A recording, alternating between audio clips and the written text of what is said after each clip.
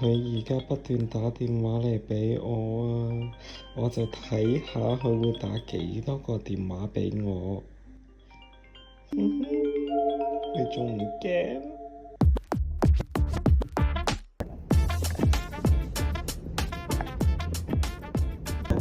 而家係5:26，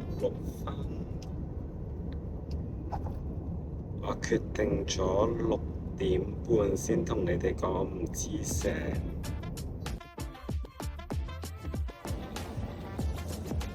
為咗呢個 plan 人嘅計劃更加成功，我明明喺 B 嗰度 check in， 我而家竟然喺 H， 今次一定要成功。7:45登機。好啊。現行嚟幾多分？好 ，thank you。Hello， 大家好，歡迎你翻嚟我嘅 channel。今日我又身處喺機場啦，今日唔係寵員工之旅，而我今日係整蠱我嘅朋友。話說咧，喺2個月之前咧，我朋友就相約我喺呢個新年假期去旅行，就去呢個首爾。當時咧，我就喺度諗，我去唔去好咧？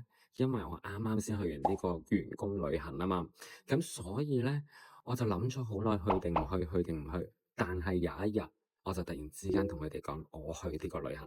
點解咧？因為我個腦靈機一觸，我就諗到點樣去整蠱佢哋。話說小咪我咧係長期咧就早機會唔知醒嘅一個人，係試過幾次唔知醒上飛機。所以我啲朋友係完全知道我係有呢個機會係起唔到身，而今日呢班機係8點幾機，我即係要6點幾嚟到機場。當時我就即刻諗，我要扮唔知醒，去唔到呢個旅行。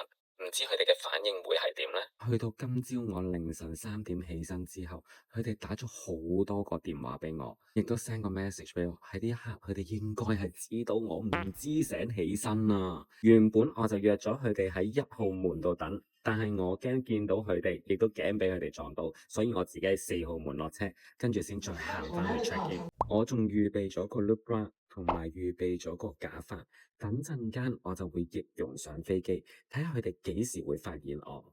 而家係朝早時間嘅6:33，我決定而家打電話俾佢哋，同佢哋講我而家先起身。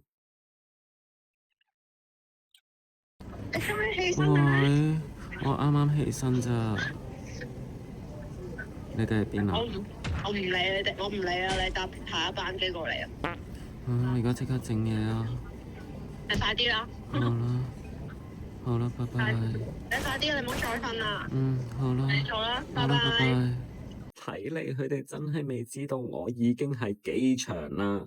我而家快速食個嘢之後去登機，轉頭見。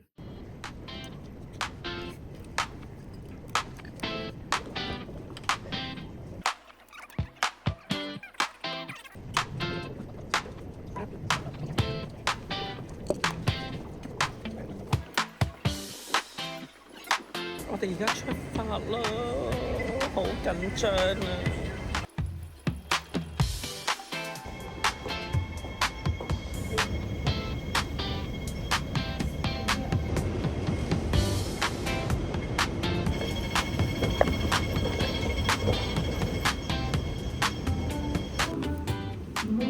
我已經嚟到登機閘口呢一邊啦，啱啱就有廣播，就我哋班機咧就預備登機啦，所以我而家咧喺一個角落裏邊咧就開始我嘅易容，睇下我嘅朋友幾時可以發現到我。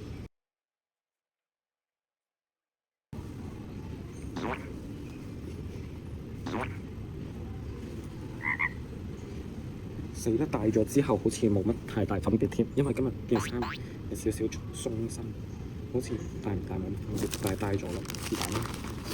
有呢個假髮啊，好期待啊！我一掃翻佢先。但我陣間過唔過到人臉識別咧？我會唔會過唔到人臉識別咧？好驚啊！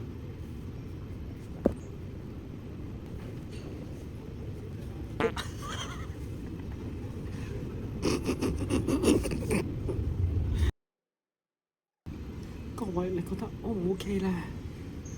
頂好似有少少假，為咗更真實，等我戴埋頂帽先。我好似長毛深山野人咁樣喎，而家 OK，易容成功。但係我陣間點樣可以俾佢哋見到嗰個係我咧？又點樣可以俾佢哋認得到嗰個係我咧？點樣令到佢哋發覺咧？戴埋副太陽眼鏡。各位，我靚唔靚啊？認唔認到係我咧？哇！原來長頭髮嘅女仔都幾辛苦，都幾熱。戴埋個口罩先，應該認唔到係我啦啩？等我而家執好啲嘢先，執好啲嘢我哋就可以出發。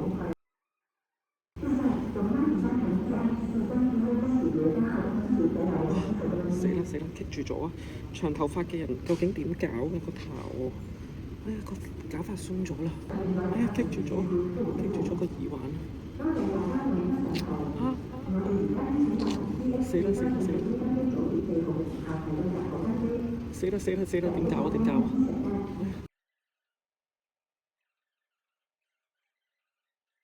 ！OK， 出發！我而家咧就唔戴口罩住，因為咧轉頭咧都要人面識別啊嘛。咁費事左除口罩右除口罩，即係我個假髮就會甩啦。但係而家睇落去咧個假髮咧其實都幾自然嘅，但係咧個 loop bra 咧黐咗喺度啦，好似黐同唔黐都冇乜分別咁樣。不過而家既然都黐咗啦，咁就由佢啦。死啦各位，我好驚啊！而家我已經去到登機閘口，但係佢哋仲未 boarding complete。而家好似仲排緊隊，我而家匿埋咗喺一角，唔知見唔見到我嘅朋友？喺度啦，見到佢啦，白色衫。佢哋應該上咗機啦。咁我而家都排隊上機啦。各位，我而家boarding先，我而家過咗個閘，再影俾大家睇。你可以喺登機證上揾到你嘅成功過到，人面識別都仲係我啊！我而家即刻戴翻副太陽眼鏡先，仲有口罩。哇！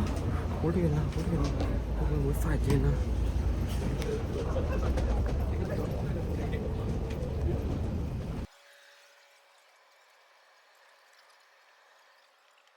我而家個心卜卜咁跳，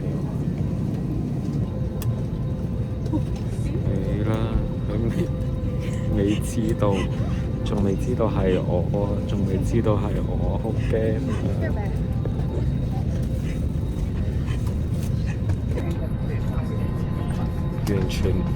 完全未知道我嘅出現。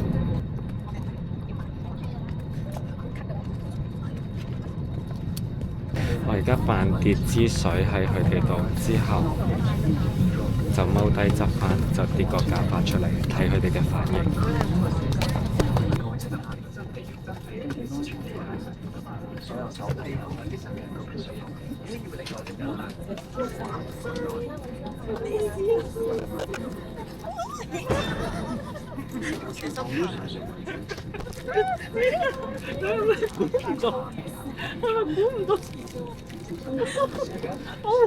我會嚟咗，好無聊咯！你個人真係打咗好多次電話俾你啦，你知唔知啊？呢個人真係咁無聊嘅，我而家好熱啊！唔知個假髮好熱啊！點解你哋咁冇恒心嘅？打咗一陣電話唔再打嘅？唔理你，我打咗幾次俾你，我諗你打咗幾次咯？你打到6點，唔係5點，未夠6點，未夠6點之後你冇再打過俾我咯。咁冇恒心嘅你個人，已經放棄你啦。諗住你自己搭下你有冇估到我真係會上機，或者估到呢個係我嚟㗎？估唔到啊！邊有諗到你咁無聊嘅啫？我認得你頂帽。即係其實我失敗咗係咪啊？唔係啊，但我遠望，唔係喎，而家都會買你頂帽喎。但係我呢個假髮都唔識真，識真，我借俾你哋戴啊！今次呢個 plan 人計劃已經圓滿結束，唔知你又覺得成唔成功呢？如果你都中意睇呢一類型嘅影片嘅話，記住 comment、like 同 share， 記住訂閱埋我嘅 channel， 撳埋隔離個鐘仔，一有新嘅影片會即刻通知你。下次嘅影片再見，拜拜。